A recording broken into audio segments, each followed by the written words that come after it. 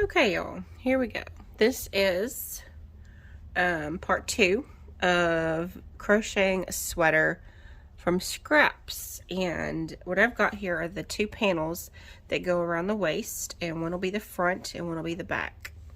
Now what I've decided, since one is about maybe an inch shorter, I'm going to put the bigger piece on the back to go across, my back side. And this will be across the front. So what I'm going to do next, the next step, I'm going to zoom in here a little bit more, a lot more, is we're going to take the next color. That's a little too much. Sorry, I'm just getting this adjusted. I've got this basket full of yarn right up here. I'll show you a picture of that in a minute. And, well, let me just show you real quick. This basket full of yarn and projects, but this is yarn I'm going to do for this scrap sweater. Just all different colors. You can see some of them there. Okay, there we go. And right now I'm going to start with this burgundy or maroon. So here we go. What we're going to do on this step is we're going to do your slip knot.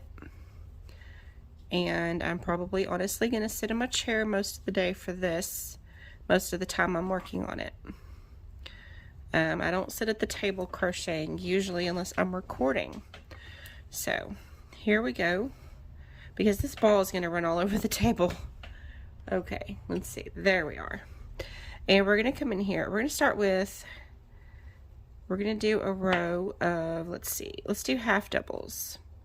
This is an experiment, and I'm just doing a video to document the process, okay? So we're going to chain 2, and you're going to loop under, and you're going to go in the very next section. This is the hardest part because you don't have specific stitches to go into. This is your band, and this is what we're going to do. We're going to go in 3, pull through all 3 for a half double. Then we're going to do the same thing. Now as we're going, we're tucking in this tail so we don't have to sew it in later. So we're going to go in the next space, and it's really just a space because there aren't stitches. The next one, we're going in the bottom part and the top part of this stretchy part. Okay, so there's kind of a ridge here, and we're going to go in, we went in the first part and the top, and now the opening, and now this ridge part is a little bit harder to find the stitch. You just have to go in the top of it, and then you pull through all 3. Okay, and we're going to do a whole row of half doubles, and we're just going to look for that space at the top of each row of this ridge, this binding. Okay, so I'm going to get this done and come back to you. There we go. So a half double in each space here, and we'll come back when this is done. Okay, here we are back. I've got the first row almost to the very end here. Let me just finish these last few stitches and go in this hole here and go in the ridge, and then one more on the end to get the corner, and then we're going to chain 2. We're going to chain 3 because we're going to do some double stitches next. Now what we're going to do now is we're going to do 1 double in each stitch. So you're going to go in, you're going to skip this first one because you want a straight edge on this. You don't want it to increase. Come through 2, come through 2. I'll do this again. This is a double. So we're going to yarn over, go through the whole stitch because we're not doing back loop only. Grab your yarn, come through, grab your yarn again, come through 2, and come through 2.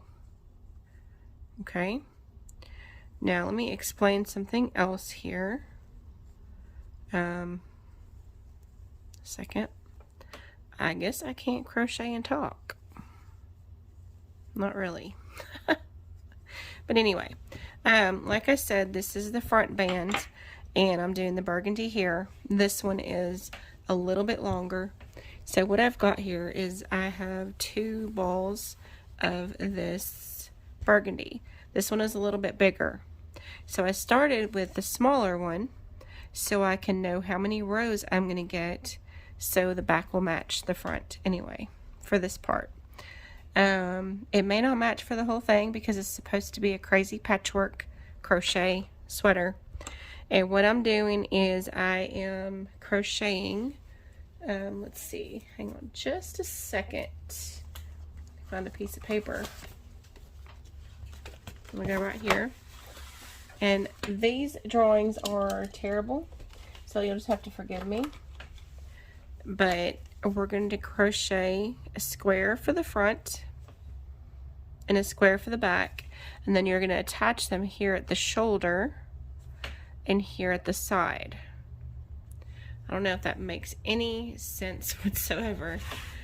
Okay, so let me draw it again. We're going to do a square for the body. Now I've already made a granny square sweater where I have 2 granny squares, and you just attach it right here on the shoulder and right here, and then down the side. Well, actually I made a granny square vest. Now this one I'm going to make this vest, okay, and then I'm going to do the sleeves separately.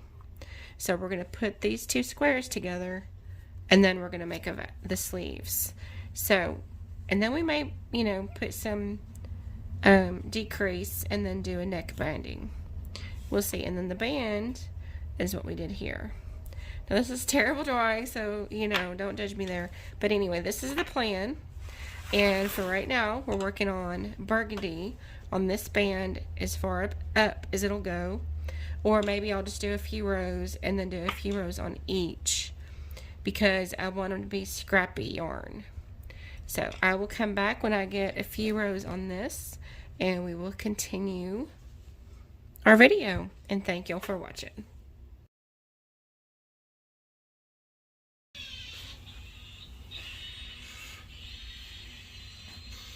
Not bad. The screw